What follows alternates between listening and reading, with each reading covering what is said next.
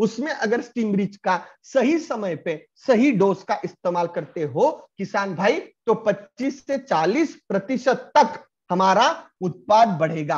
अभी आप कहोगे कि ये कैसे होगा, लेकिन उसके पहले मैं इस प्रोडक्ट के बारे में और थोड़ी जानकारी दूंगा।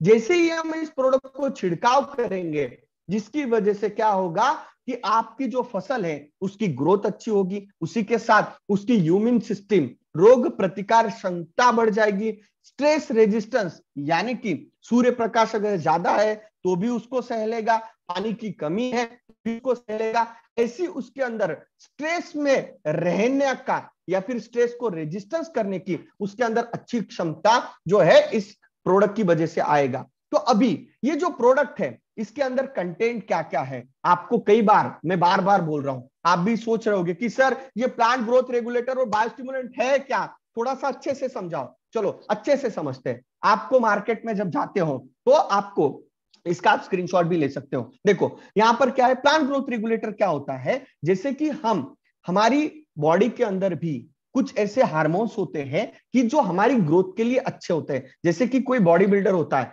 उसको अगर बॉडी बनानी होती है तो कौन से हार्मोन्स लेता है, वो स्टेरॉइड्स लेता है, जिसकी वजह से क्या होता है उसकी बॉडी अचानक से फूल जाती है। एक मैंने छोटा सा एग्जांपल यहां पर दिया। वैसे ही फसल की ग्रोथ के लिए उसको अगर एक्सटर्नल कुछ चीजें दी जाए, थोड़ी सी ज्यादा चीजें दी जाए, उसे प्लांट ग्रोथ रेगुलेटर्स कहते हैं, जिसकी वजह से उसकी जो ग्रोथ है उसको हम अच्छी तरीके से बढ़ा सकते हैं। तो कौन से होते हैं, ये होते हैं साइटोकाइनिन, ऑक्सिन, जिबलेरिन, उसी के साथ फ्लोरेजिन। बायोस्टिमुलेंट कौन से, humic acid, seaweed extract, folic acid, enzymes, proteins, carbohydrate और माइक्रो ऑर्गेनिज्म। ये क्या है, ये इसका यूनिक कॉम्बिनेशन इस टीमरिच प्रोडक्ट के अंदर हमने डाला हुआ है। तो आप समझने की कोशिश करो दोस्तों कि ये जो कंटेंट है, आप मार्केट के अगर कोई प्रोडक्ट के साथ इसको कंपेयर करोगे तो आपको मार्केट में ह्यूमिक एसिड मिल जाएगा जिसे आप टॉनिक कहते हो, आपको फोलिक एसिड मिल जाएगा, एंजाइम मिल जाएंगे, आपको साइटोकाइनिन मिल जाएगा, जिब्रेलिन मिल जाएगा, फ्लोरेजिन मिल जाएगा, ऑक्सिन अलग अलग मिलेंगे। लेकिन ये सभी कंटेंट एक प्रोडक्ट के अंदर आपको कभी भी नहीं मिलेंगे।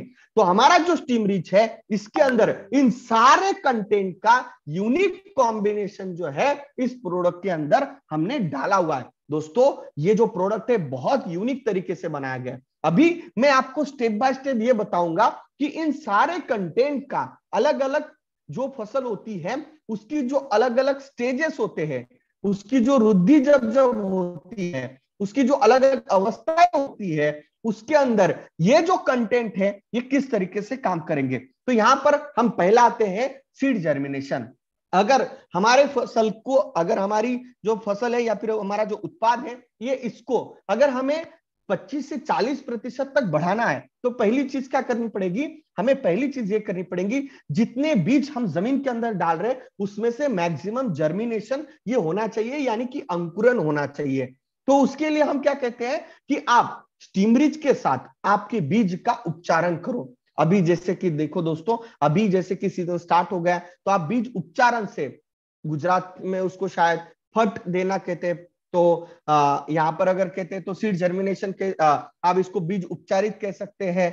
ये अलग अलग जगह पर अलग अलग इसके टर्म्स हो सकते हैं। तो यहां पर मैं अगर बात करता हूं तो सीड जर्मिनेशन अगर बढ़ाना है, स्टीमरिच के साथ बीज उपचारण करके जब आप इसकी बोनी करोगे तो उसकी वजह से होगा क्या पता है क्या, कि ये जो बीज है उसमें से 90 से 95% तक अंकुरन बढ़ जाएगा। तो अभी ये कैसे बढ़ेगा, इसके लिए क्या ऐसा फॉर्मूला है, तो उसके पहले हमें पहले ये समझना पड़ेगा बीज का स्ट्रक्चर। देखो कोई भी बीज जो है किसान भाई जब जमीन के अंदर डालता है तो कम से कम 6 महीना, 1 साल या फिर 1.5 साल जो है ये बीज जो है ये पुरानी होती है। तो जैसे ही जमीन के अंदर हम डालते हैं, हवा, पानी और सही वातावरण, मॉइस्चर इसको जैसे ही मिलता है तो इसमें से अंकुरन जो है ये हो जाता है। लेकिन इसके अंदर का जो गर्भ आप देख रहे हो, एम्ब्रियो देख रहे हो, ये इतने दिन तक, 1 से 1.5 साल तक कैसे जीवित रहता है, क्योंकि इस बीज के अंदर उस जो गर्भ है उसका खाना रहता है। तो यहां पर क्या होता है, जैसे ही हम बीज जमीन के अंदर डालते हैं तो उसमें से कुछ बीज जो होती है उसमें से अंकुरन नहीं होता। ऐसा क्यों होता है, क्योंकि वो जो गर्भ है ये सुप्त अवस्था में चला जाता है, डॉर्मेंट स्टेज में चला जाता है, या फिर हम उसे ये कह सकते हैं कि वो जो है ये कोमा में चला जाता है।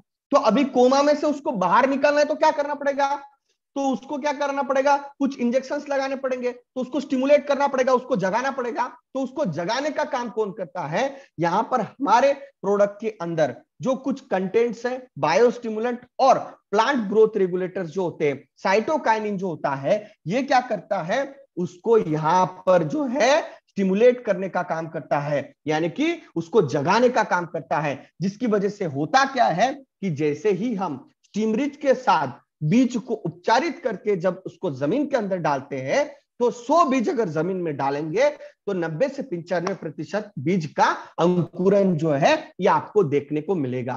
तो यहां पर अभी बीज उपचार कैसे करेंगे, सिंपल है, बहुत आसान तरीका है, कंफ्यूज होने की जरूरत नहीं है।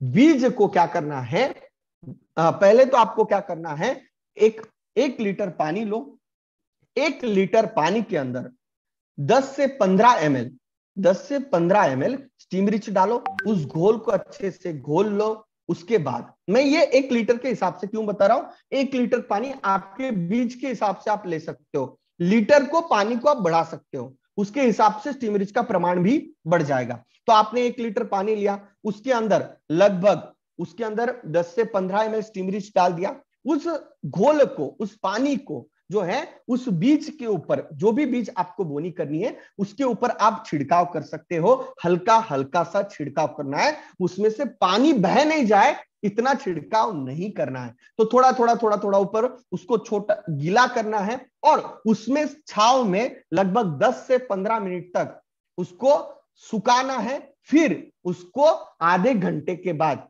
आप जो है इसको बोनी कर सकते हैं, या फिर आप उसका जो है जमीन के अंदर इसको लगा सकते हैं। इससे करने से क्या होगा, उसका अंकुरन जो है ये बढ़ जाएगा।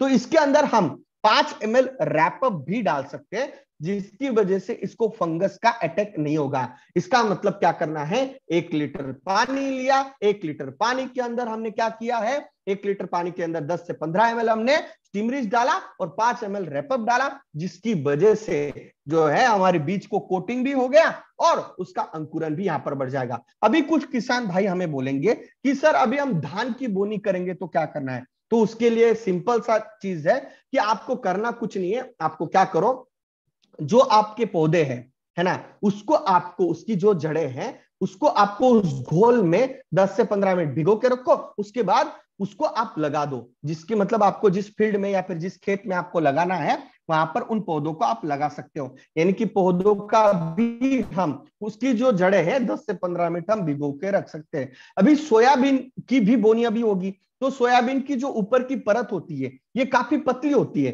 तो हमें उस वक्त क्या करना चाहिए, तो हमें सिंपल है, उस वक्त क्या करो, उसके ऊपर ज्यादा उसमें से पानी, मतलब वो जो परत है वो निकल जाए इतना उसके ऊपर छिड़काव मत करो, बिल्कुल हल्का हल्का सा छिड़काव करो। उसके बाद 10 से 15 मिनट के बाद सीड ड्रिल में डाल के आप उसकी बोनी जो है ये कर सकते हैं। तो इस तरीके से हम सीड जर्मिनेशन जो है बढ़ाने के लिए, उसका अंकुरन बढ़ाने के लिए बीज उपचार इस तरीके से कर सकते हैं। तो पहला फायदा क्या हुआ किसान भाइयों का, कि जहां पर 60 से 70 बीज में से अंकुरन होने वाला था, वहां से कितने हो गए, यहां पर अभी हम देखते हैं तो वहां पे सन 90 से 95 पहला फर्क यहां पर पड़ा। मैं थोड़ी डिटेल चीजें आपको बताने की कोशिश करूंगा, क्योंकि सीजन अभी स्टार्ट हो रहा है तो आपको ये पूरी डिटेल जानकारी यहां पर होनी चाहिए। तो किसान भाइयों, अभी अगर कुछ लोग बोलते हैं कि सर मैं एक रात पहले ही अगर भिगो के इसको अगर बोनी करेंगे, तो ऐसा मत करो, क्योंकि अगर वो बीज को आप इतने देर तक भिगो के रखेंगे तो उसमें प्रॉब्लम हो सकती है। तो 15 से 20 मिनट, आधे घंटे पहले करो, फटाफट, ज्यादा टाइम लेने की जरूरत नहीं है, और उसको ज्यादा गीला भी मत करो। अभी कुछ किसान बोलेंगे कि सर पानी कितना लेना है, कितनी बीज लेनी है, देखो आपके पास जो बीज है उसको हल्का हल्का सा गीला करने के लिए कितने